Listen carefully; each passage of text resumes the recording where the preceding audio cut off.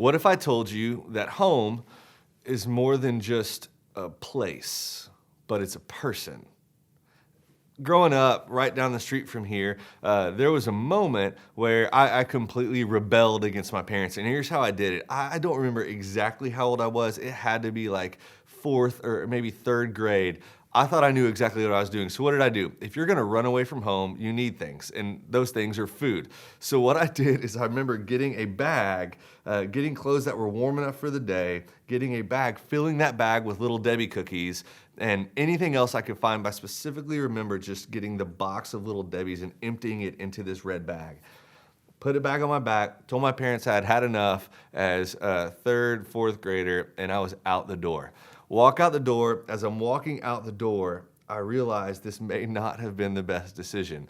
Get too close to the end of the driveway. This is definitely not the best decision. Arrive at the very end of the driveway and see these cars passing by. And I don't know what they're thinking, but I'm sure they're thinking, what is this little kid doing? And I remember standing at the end of the driveway for what felt like forever, because I just realized that, you know what? I can do this on my own. I think I know what's best.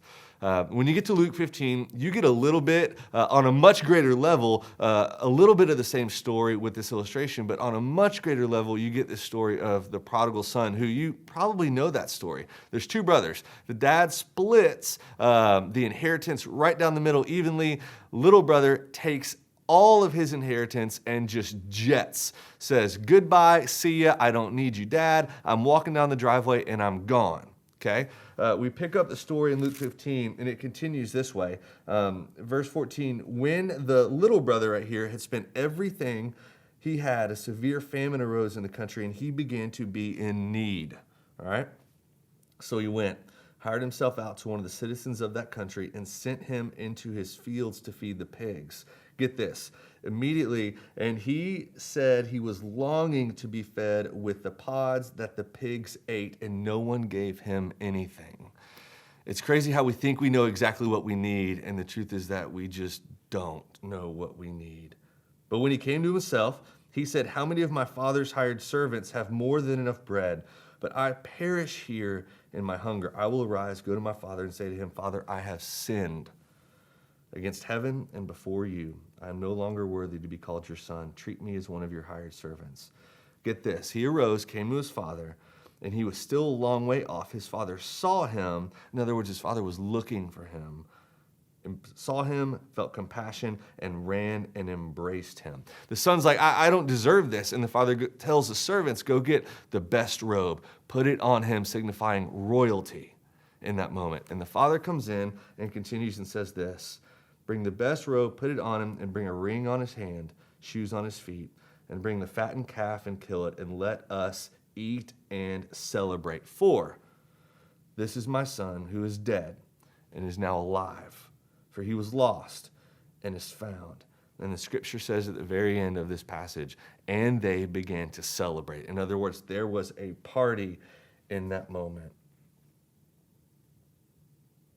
It's crazy. You look at this story and you get the story of a son, the younger son, who didn't know which way was up, thought he knew everything, gets to the end of the driveway, so to speak, and is like, oh man, I royally goofed this thing.